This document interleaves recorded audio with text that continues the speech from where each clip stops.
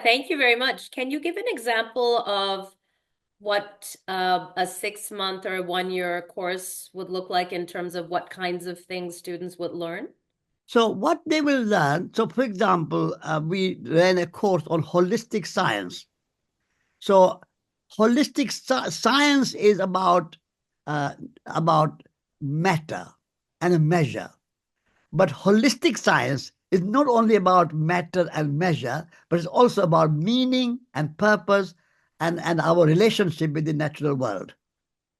At the moment, science is becoming a kind of, you can say, tool for exploitation of nature. And science is being used by technology and business and military and industry to use science for distraction. So science is becoming a kind of source for global warming, climate change, pollution, waste, all that. So we started holistic science course where science should have values. Science should be part of a kind of holistic approach where nature and human spirit and nature spirit are taken into account. Without spiritual or ecological values, science can become negative and destructive. And this is what it is becoming. So that was one example of the kind of education we were teaching. So same with economics. At the moment, economics is not economics. Economy is a very beautiful word. Economy means management of ecosystem. But at the moment, people are not managing ecosystem. They are managing money. They are interested in budget and a business plan and a profitability and a bottom line and all those kind of money system. And so economy has become money nomi rather than economy. Eco is a very beautiful word, ecosystem and ecology.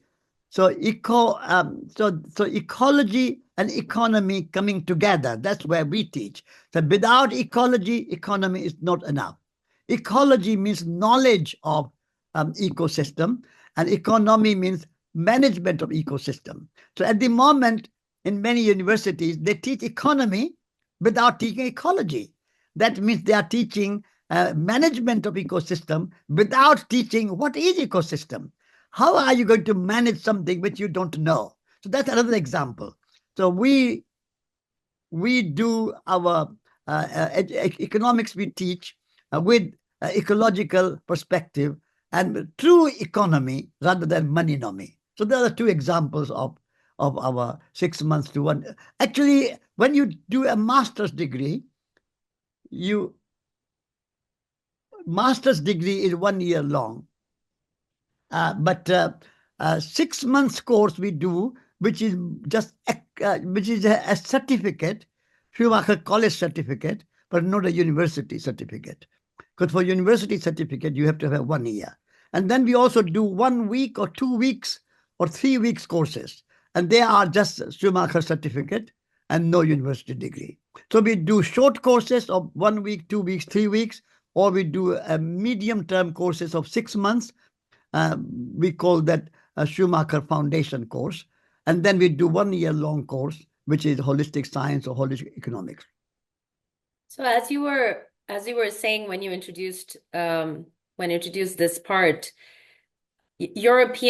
traditional European science or the approach to European knowledge in general is reductionist, and Yeah, it is based on matter and materialism, right? yeah. So, what has been your response as you've been trying to inculcate meaning and value and interconnectivity in your coursework and in your education model? What has been the response from mainstream European I type mean, scientists mainstream and economists? mainstream says that you are a bit too idealistic, and this is not how world works.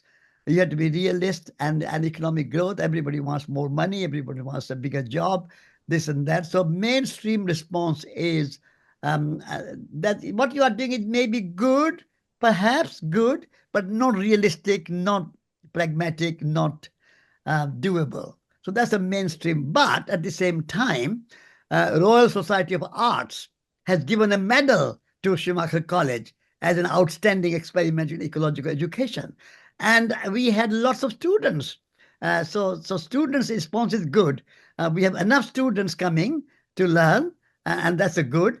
And we have got some recognition. We had articles in Financial Times, articles in kind of Times Educational Supplement, and so on. So mainstream education, mainstream society has taken some interest, but majority of them have said that you are a bit too unrealistic, too idealistic, and this is not how world works.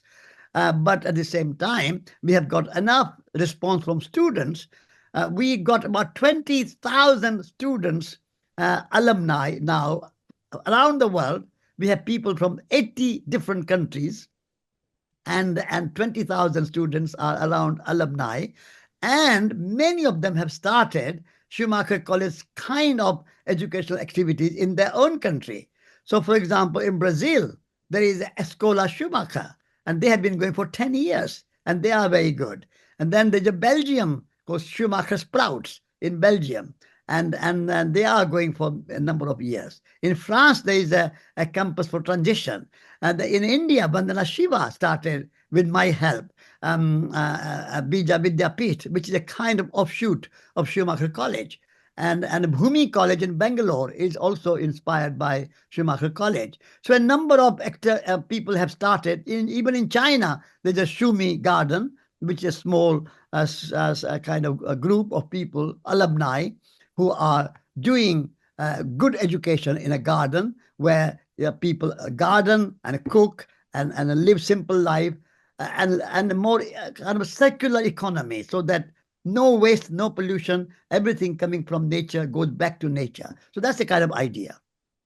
Do you feel optimistic that this type of approach to education and mixing or connecting ecology with economy will make a dent in the way that the world is working It now? has to. It has to, because the way our economic system operates, and education had become a kind of a kind of handmaiden, a kind of slave. Educational system has become a slave of economic growth and money system and a business and industry and government and military.